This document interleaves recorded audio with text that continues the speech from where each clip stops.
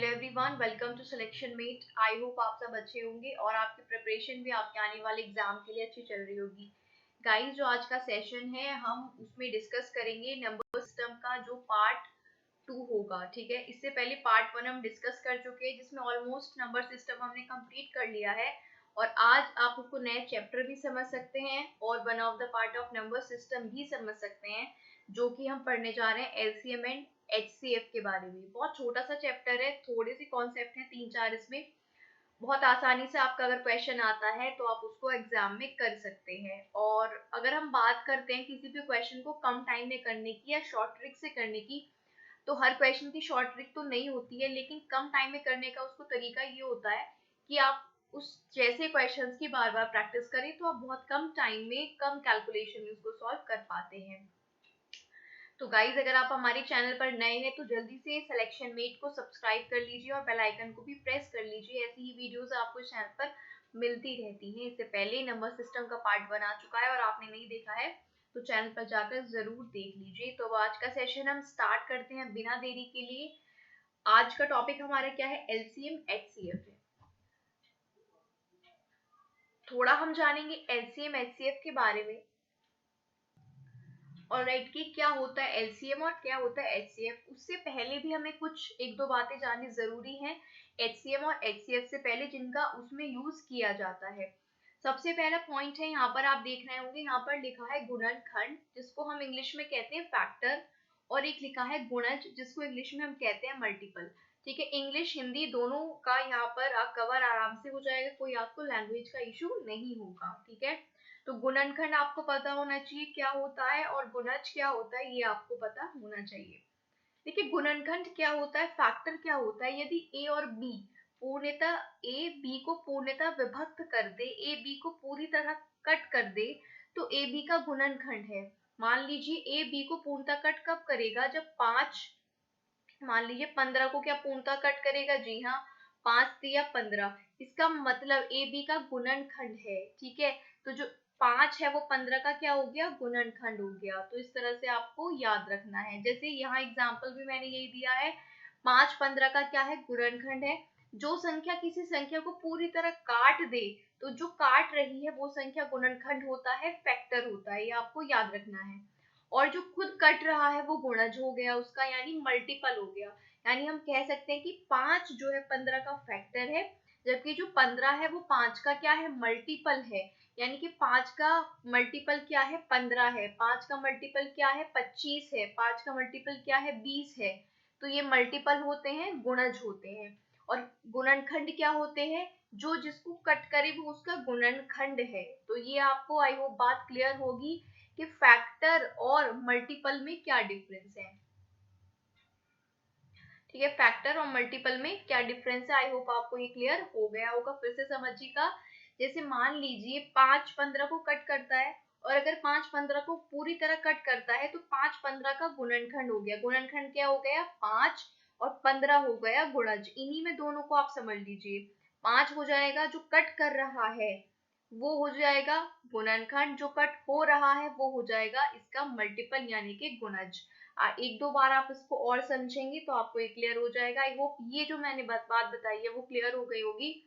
और गाइस, मैं आपको हर सेशन की पीडीएफ भी दे रही हूँ। मेरे चैनल का जो डिस्क्रिप्शन में लिंक है टेलीग्राम चैनल का, वहां पर मैं हर सेशन की पीडीएफ आपको दे दूंगी।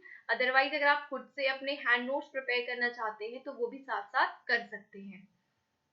ऑलराइट, अब अगर देखिए मैं बात करूं गुणनखंड की, तो 40 के गुणनखंड क्या होंगे? जो 40 को कट करेंगे, चार मैंने वही, जैसे 5 ने 15 को कट किया तो 40 के भी वही गुणनखंड होंगे ना जो 40 को कट करेंगे। तो 40 के गुणनखंड क्या होंगे? 2, 4, 5, 8, 10, 20 और खुद 40 भी, क्योंकि ये इसको कट करेगा। ठीक है, तो ये होते हैं गुणनखंड। और 40 क्या हो जाएगा? इन सबका गुणज हो जाएगा, यानी कि मल्टीपल हो जाएगा। तो जो कट करते हैं वो होते हैं गुणनखंड, जो कट होते हैं वो होते हैं गुणज। जैसे कि ये 21 3 से कट हो रहा है, क्या 21 3 से कट होता है? होता है। तो जो कट हो रहा है वो गुणज है, जो कट कर रहा है वो गुणनखंड है। आई होप आपको ये चीज यहाँ पर क्लियर होगी। अगर क्लियर है तो लाइक बटन पर जरूर प्रेस कर दे। ठीक है गाइस, चलिए नेक्स्ट स्लाइड पर चलते हैं। अब हम बात कर लेते हैं HCF की, यानी कि जिसको म स प बोलते हैं हिंदी में और इंग्लिश में HCF बोलते हैं। हाईएस्ट कॉमन फैक्टर इसकी फुल फॉर्म होती है महत्तम समापवर्तक, ठीक है। दो या दो से अधिक संख्या का म स जो होता है वो बड़ी से बड़ी संख्या होता है जो प्रत्येक दी गई संख्या को पूर्णतः विभक्त करे। देखिए मैथ्स में डेफिनेशंस होती हैं, ठीक है, लेकिन मुझे ये लगता है कि ऐसा फॉर्मेलिटी होती है, क्योंकि मैथ्स में हमें चीजें समझ आती हैं एग्जाम्पल से। जितना जल्दी हम एग्जाम्पल से समझ सकते हैं उतना जल्दी हम थियरी से बिल्कुल भी नहीं समझ सकते, तो हम एग्जाम्पल से ही इसको समझेंगे। पहली चीज आपको HCF में क्या याद रखनी है कि HCF होता है बड़ी से बड़ी संख्या। ये जो टर्म है ये बहुत इंपॉर्टेंट है, बड़ी से बड़ी संख्या, ठीक है, जो लार्जेस्ट नंबर हो, बड़ी से बड़ी संख्या हो, वहां HCF हमेशा निकलेगा, जहां पर बात हो रही हो बड़ी से बड़ी संख्या की।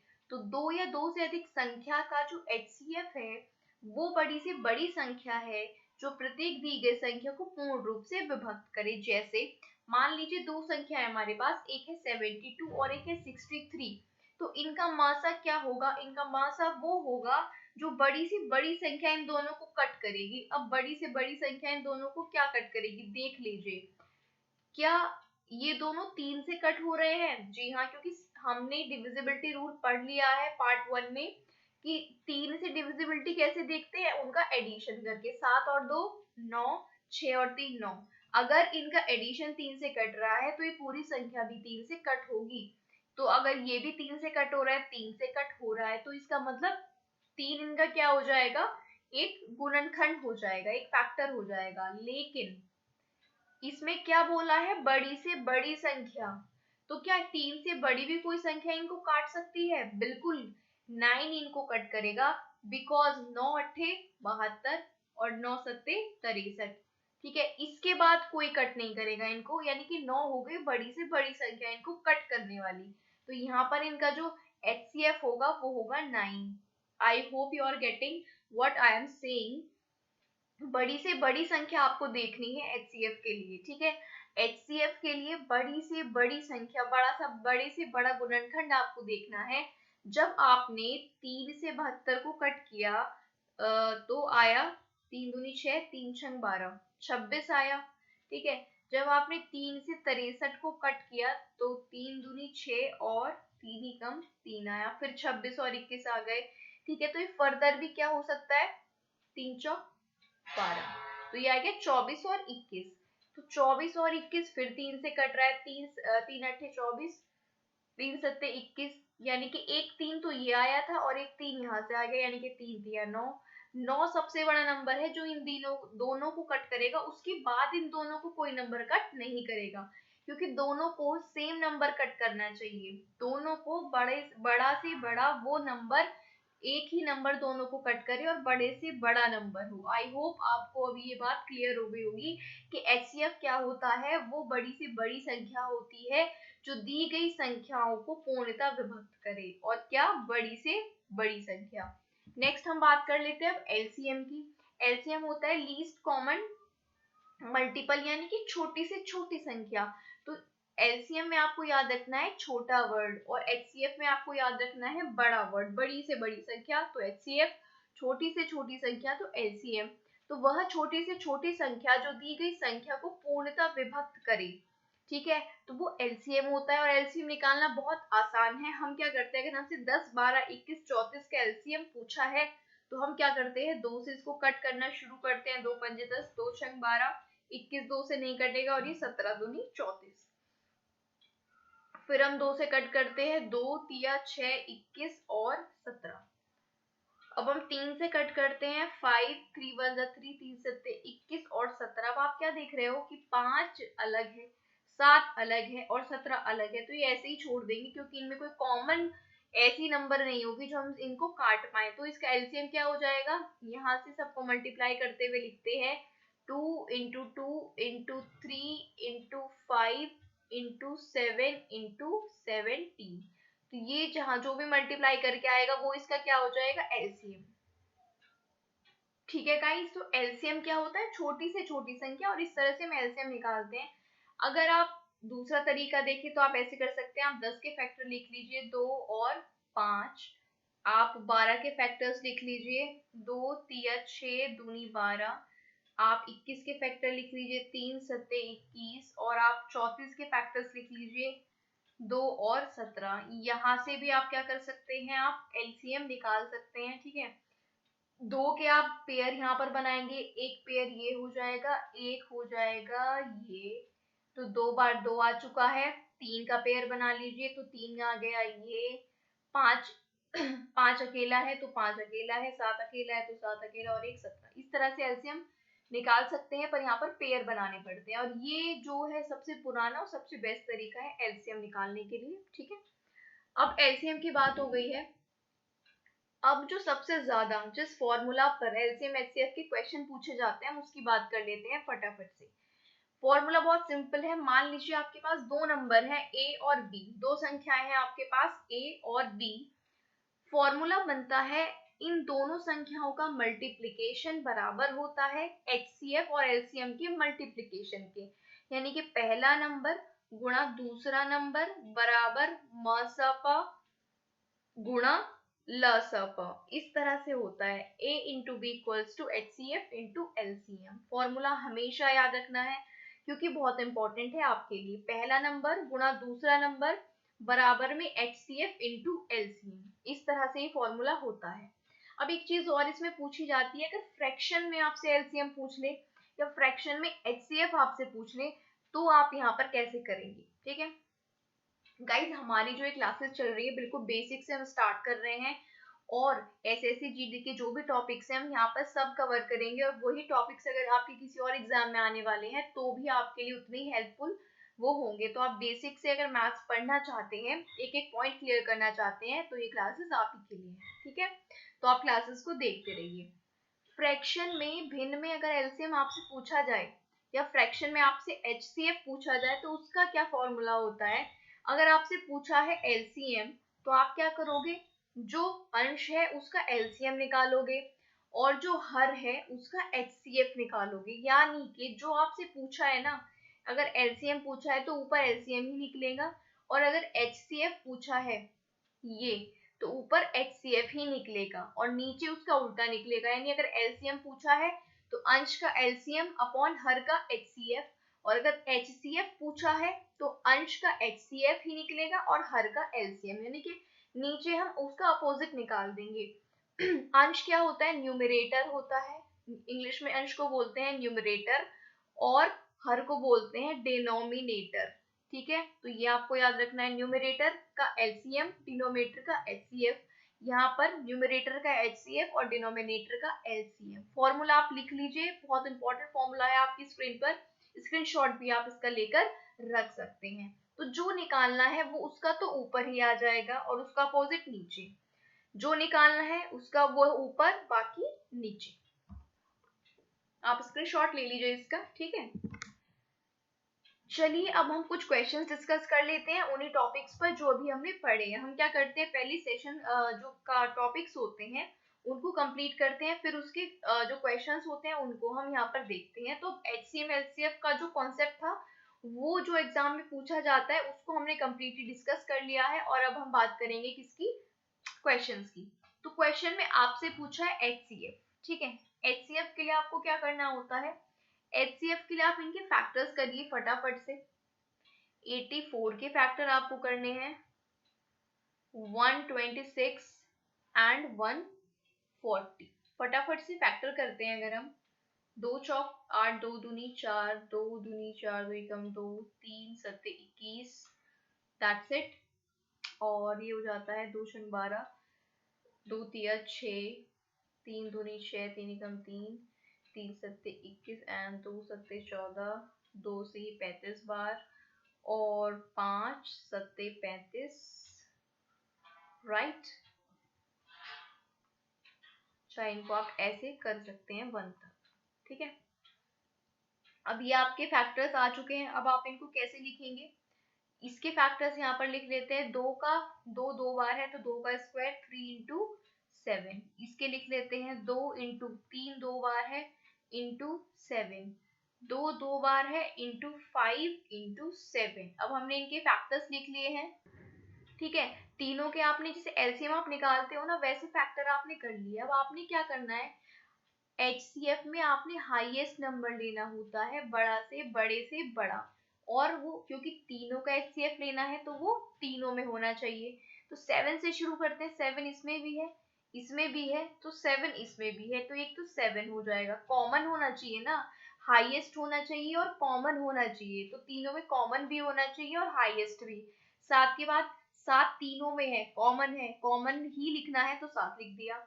अब 5 पर आते हैं कि 5 यहाँ पर है, 5 यहाँ नहीं है, यहाँ नहीं है, तो 5 नहीं लिखा जाएगा क्योंकि कॉमन भी होना चाहिए, नाम ही क्या है, हाईएस्ट कॉमन डिवाइजर। इसके बाद 2 पर आते हैं, यहाँ पे 2 का स्क्वायर है, यहाँ पर अकेला 2 है, और यहाँ पे 2 का स्क्वायर है। तो आप क्या लिखेंगे बताइए, आपको क्या लिखना है जो तीनों में कॉमन हो। तो आप तीनों में कॉमन तो खाली 2 है ना, यहाँ पर 2 इंटू 2 है, यहाँ पर 2 है, और यहाँ पर 2 इंटू 2 है। तो कॉमन तीनों में तो सिर्फ एक ही है ना, जो 2 है वो तो तीनों में एक ही कॉमन है ना। इसमें इसमें तो 2 है पर इसमें नहीं है, तो एक ही 2 लिखा जाएगा। तो ये आपका हो जाएगा 14, इसका एचसीएफ हो जाएगा इन तीनों नंबर्स का 14। टाइम लग रहा है एक्सप्लेनेशन में, लेकिन जब आप खुद से सॉल्व करेंगे तो आपके लिए बहुत इजी हो जाएगा। ठीक है, ठीक है, आई होप आपको ये जो एचसीएफ हमने निकाला, ये जो ट्रिक है, जो ये मेथड है, सॉरी, ये मेथड आपको अच्छे से क्लियर होगा। 84, 126, 140 जो भी नंबर है उनका एलसीएम निकालिए, फिर आपको हाईएस्ट कॉमन नंबर लेना है। तो जितने भी नंबर आए होंगे, जैसे 2 3 7 आया है ना, तो जो तीनों में कॉमन है बस वो लेकर आपने उसकी मल्टीप्लाई कर देनी है और आपका आंसर आ जाएगा। चलिए अब हम एलसीएम की बात कर लेते हैं, एक क्वेश्चन एलसीएम का। 15, 18, 21 और 27 का हमने एलसीएम लेना है। ठीक है, तो चलिए फटाफट से हम यहाँ से लिखना स्टार्ट करते हैं। 15 का एलसीएम, 18 का, 21 का और 27 का एलसीएम ले लेते हैं। 3 पंचे 15, 5 एकम 5, 3 छंग 18, 3 दूनी 6, 2 एकम 2, 3 सत्ते 21, 7, 3 नम 27, 3 तिया 9, 3 एकम 3।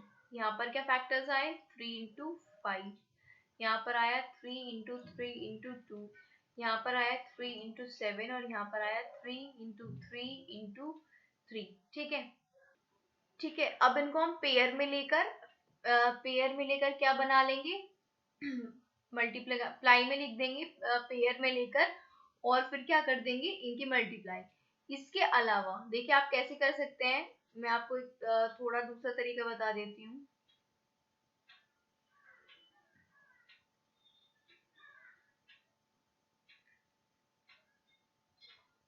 वेट फॉर अ सेकेंड, या एलसीएम में आप क्या कीजिए, 15, 18, 21 और 27 को साथ में लिख लीजिए।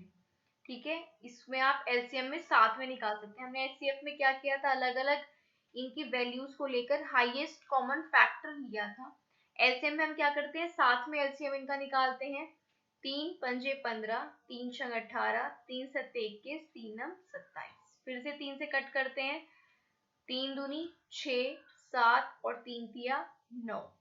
अब देखिए क्या इनमें से कुछ कॉमन है, 5, 2, 7 3 में से नहीं, 2 भी इनमें से किसी से नहीं कटेगा, ना 3 ना 7 इंडिविजुअल है, तो इनको यहीं पे छोड़ दीजिए। अगर इनमें से फिर कुछ कॉमन होके कट होता तो हम फर्दर इसको कट कर देते। अब देखिए क्या इसके फैक्टर्स बन जाएंगे, 3 into 3 into 5 into 2 into 7 into 3। तो ये आपका एलसीएम आ जाएगा, 3 तिया 9 पंजे 45 इंटू 7 दूनी 14 तिया 42। इनके आप मल्टीप्लाई कर देंगे तो आपका आंसर आ जाएगा 45 और 42 की।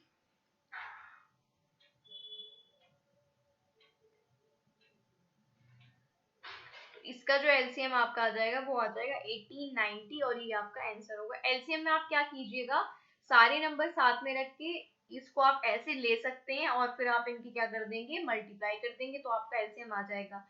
और एचसीएफ में हमने क्या किया था, एचसीएफ में हमने हाईएस्ट जो तीनों में हो, देखो तीनों के अलग अलग फैक्टर कर लिए थे। ये इजी हो जाता है ना, क्योंकि इसमें हमें हाईएस्ट कॉमन लेना होता है, तो हाईएस्ट कॉमन जो तीनों में था हमने वो यहाँ पर ले लिया था, और एलसीएम में इस तरह से हम फैक्टर कर सकते हैं। अब एक जो फ्रैक्शन वाला क्वेश्चन है उसकी बात कर लेते हैं। तो देखिए 28, 33, 42, 55, 21, 22 ये है। अब देखो HCF में क्या करते हैं, जो अंश है 28, 42 और 21, जो अंश है 28, 42 और 21, इनका हम HCF लेंगे अपॉन जो हर में होता है, डिनोमिनेटर में है जो कि 33, 55 और 22 है, इनका हम LCM लेते हैं। हमने यही तो पढ़ा है कि HCF निकालने के लिए अंश का HCF अपॉन हर का LCM।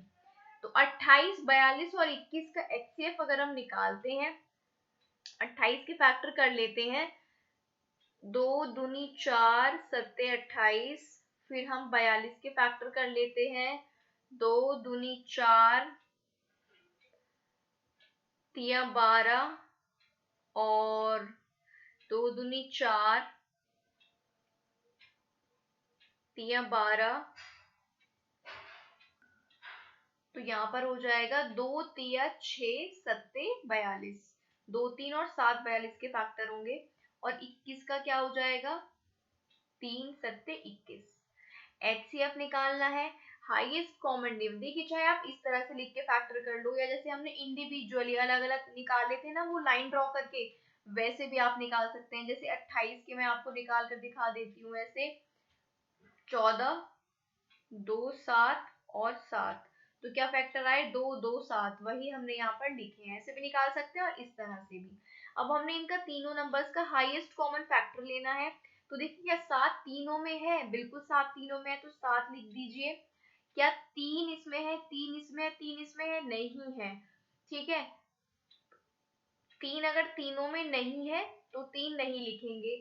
अब 2 इसमें भी है, इसमें भी है, पर 2 इसमें नहीं है तो 2 नहीं लिखेंगे, यानी इसका हाईएस्ट कॉमन फैक्टर हो जाएगा 7। ठीक है, तो हाईएस्ट कॉमन फैक्टर कितना आ गया हमारे पास, 7 आ गया। याद रखेंगे, इस तरह से करना है। अब हम 33, 55 और 22 का फटाफट से LCM ले लेते हैं। तो यहाँ पर हम देख रहे हैं 33 और 22 11 से कट जाएंगे, तो 11 3 33, 11 5 55, 11 दूनी 22। अब 2 5 और 13 तीनों इंडिविजुअल है, किसी से नहीं कटेंगे, तो इसका LCM हो जाएगा 11 गुणा 3 गुणा 5 गुणा 2, ये हो जाएगा 11 3 33 और 5 दूनी 10, यानी कि 330।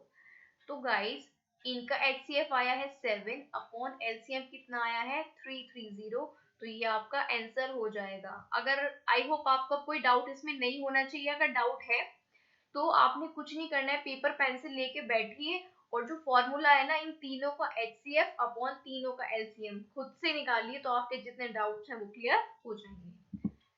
एक और हम फ्रैक्शन वाले क्वेश्चन की बात करेंगे जिसमें हम निकालेंगे LCM, ठीक है।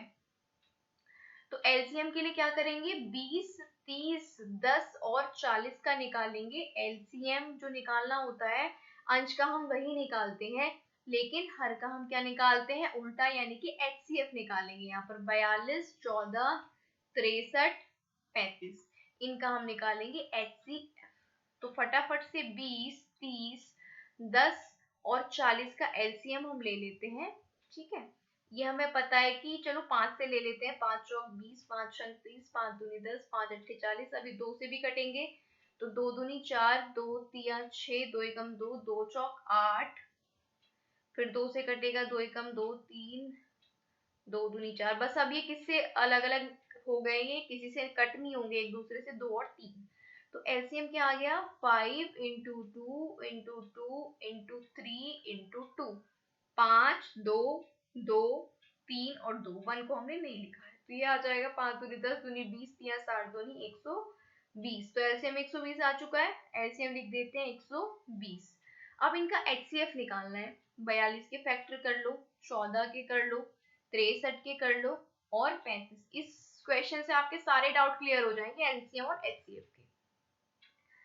42 के फैक्टर करते हैं, 2 3 6 7 42, 14 के करते हैं 2 7 14, 63 के करते हैं 3 इंटू 3 3 9 7 63, 35 का करते हैं 5 7 35। अब आपने क्या लेना है, हाईएस्ट कॉमन फैक्टर HCF। सबसे बड़ा और कॉमन तो 7 से शुरू करते हैं। 7 इसमें है, बिल्कुल इसमें भी है, इसमें भी है, इसमें भी है, तो 7 लिख दो फटाफट से। अब देखो क्या 5 इसमें है? इसमें तो है, पर बाकी किसी में 5 नहीं है, और जबकि सब में होना चाहिए, तो 5 भी नहीं होगा। 3 इसमें है, इसमें नहीं है, और इसमें भी नहीं, 3 भी नहीं होगा। 2 भी नहीं है, 2 भी नहीं होगा, सब होने चाहिए। जो भी आप हाईएस्ट नंबर ले रहे हैं वो सब में होना चाहिए। तो सब में सिर्फ एक ही नंबर कॉमन है, 7। तो इसका जो HCF है वो हो जाएगा 7। HCF क्या हो जाएगा? 7, क्योंकि चारों में सिर्फ 7 ही कॉमन है, बाकी कुछ कॉमन है ही नहीं। तो गाइस इस तरह से ये फ्रैक्शन वाले क्वेश्चन आप सॉल्व कर सकते हैं। अब आपका जो भी कॉन्सेप्ट क्लियर नहीं हुआ होगा, आई होप वो हो गया होगा। एक क्वेश्चन कर लेते हैं उस फॉर्मूले से जो हमने जिसकी बात की थी। फॉर्मूला क्या था? पहली संख्या गुणा दूसरी संख्या बराबर HCF इंटू LCM। इसी पर बेस्ड क्वेश्चन है कि दो संख्याओं का HCF कितना है? 32 लिख दीजिए। LCM कितना है? 19, 20 लिख दीजिए। एक संख्या 128 है मान लेते हैं, वो एक संख्या A है 128। दूसरी संख्या क्या होगी? B निकालना है। बस ये फॉर्मूला आपको लगाना है। तो आप क्या करेंगे? कैलकुलेशन आपको डेफिनेटली आती होगी, ठीक है। ऐसे आपने किया, 128 को इधर अपॉन में आप ले जाएंगे 128। बस आप इसको अब आपने कट करना है। 4 से कट करते हैं, 4 अट्ठे 32, 4 तिया 12, 4 दूनी 8, फिर 8 से ही 4 बार कट हो जाएगा, फिर 4 से कट हो जाएगा, 4 चौक 16, 4 अट्ठे 32। तो ये B की जो वैल्यू है वो आ जाएगी 480। क्लियर है? सिर्फ कैलकुलेशन है, ये फॉर्मूला आपको याद रखना है। मैं बता चुकी हूँ कि इस फॉर्मूले पर बेस्ड क्वेश्चन आपको HCF LCM से जो क्वेश्चन देखने को मिलेगा, इसी फॉर्मूले पर देखने को आपको मिल सकता है, ठीक है। तो ये फॉर्मूला आपको नहीं भूलना है, ये फॉर्मूला जरूर याद रखना है। हो सकता है A और B में आपको रिलेशन दे दे कि 4 और 3 का रेशो है, ठीक है। उस हिसाब से आप A को 4x मान लीजिए, 3 को 3, B को 3x। उस तरह से भी हम जब इसके क्वेश्चंस लेकर आएंगे HCF LCM के, उसमें डिस्कस करेंगे इस टाइप के क्वेश्चंस को। तो इसमें B की वैल्यू आपकी कितनी आ जाती है? 480 आ जाती है ना। तो ये आपको क्या करेगा, कभी A और B दोनों दे देगा, LCM दे देगा, HCF पूछ लेगा, ठीक है। फॉर्मूला बेसिकली आपने यही इसमें अप्लाई करना है। एक क्वेश्चन है आपके पास जो आज का लास्ट क्वेश्चन होगा। इस तरह के क्वेश्चन बहुत आपको एग्जाम में देखने को मिलेंगे, ये इंपॉर्टेंट क्वेश्चन है। देखिए क्या कह रहा है, वह छोटी से छोटी संख्या, छोटी से छोटी LCM तुरंत पकड़ लीजिए, छोटी से छोटी LCM जिसे इनसे भाग देने पर प्रत्येक में 5 शेष बचता है। देखिए जब भी कोई शेष बचेगा तो आप एंड में सॉल्व करके उसमें 5 ऐड कर देना, या जो भी शेष बचे वो आपने ऐड करना होता है। पहली बात, जो भी शेष बच रहा होता है वो ऐड करना होता है। छोटी से छोटी संख्या पूछे तो आपने LCM निकालना होता है, और इस तरह से आपको इस फॉर्मेट में दिया हो ना, तो आप इन नंबर्स का हमेशा LCM निकालेंगे, ठीक है। अब 21, 28 और 35 का पहले LCM निकाल लीजिए आप। 3 सत्ते 21 और 28, 35, फिर ये आपका ये तो 4 से मैं अगर कट करूं, 4 सत्ते 28, 35 और फिर ये जाएगा कुछ इस तरह से। तो 3 इंटू 4 इंटू 7 और इंटू 35, ये हो जाएगा 7 पंजे 35, यहाँ 5 आ जाएगा, ठीक है। तो इस तरह से आप कर सकते हैं। तो ये आ जाएगा 3 इंटू 4 इंटू 7 इंटू 5, ठीक है। थोड़ा सा मैं इसको क्लीन कर देती हूँ बाकी कैलकुलेशन करने के लिए, ठीक है। LCM तो लेना आपको आता ही है, हमने अभी डिस्कस किया है। तो ये आ जाएगा आपका LCM, आपके पास क्या आ चुका है? ये आ चुका है 4 तिया 12 पंजे 60 इंटू 7, ये आ गया 420। ये LCM आ चुका है आपका 420। अब आप इसमें क्या करेंगे, LCM जो आपका आ गया है ना, अब मैंने क्या बोलता, जो आ जाएगा, अगर जो शेष बचा है उसमें आप ऐड कर दीजिए। 5 शेष बच रहा है तो 5 ऐड कर दीजिए LCM में। 420 प्लस 5, तो ये हो जाता है 425 आपका आंसर।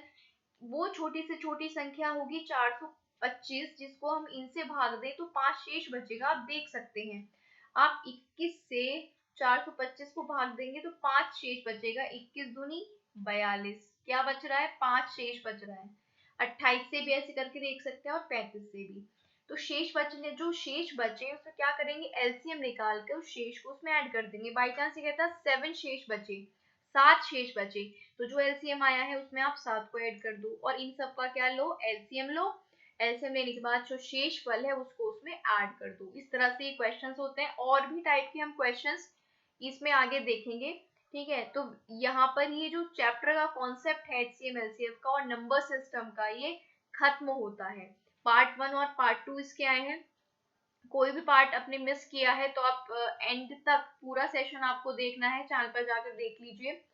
और अगर आप एसएससी जीडी के स्टूडेंट हैं, ऑलराइट, अगर आप एसएससी जीडी के स्टूडेंट हैं तो हमारे चैनल पर डेली करंट अफेयर्स की वीडियोस भी आती हैं, वो आपके लिए इक्वल इंपॉर्टेंट है। आपके जीए वाले सेक्शन में आपके करंट पूछा जाएगा, तो डेली करंट अफेयर्स की वीडियो देखिए। मैथ्स बेसिक से हम यहाँ पर आपको कंप्लीट करा रहे हैं, वो देख लीजिए।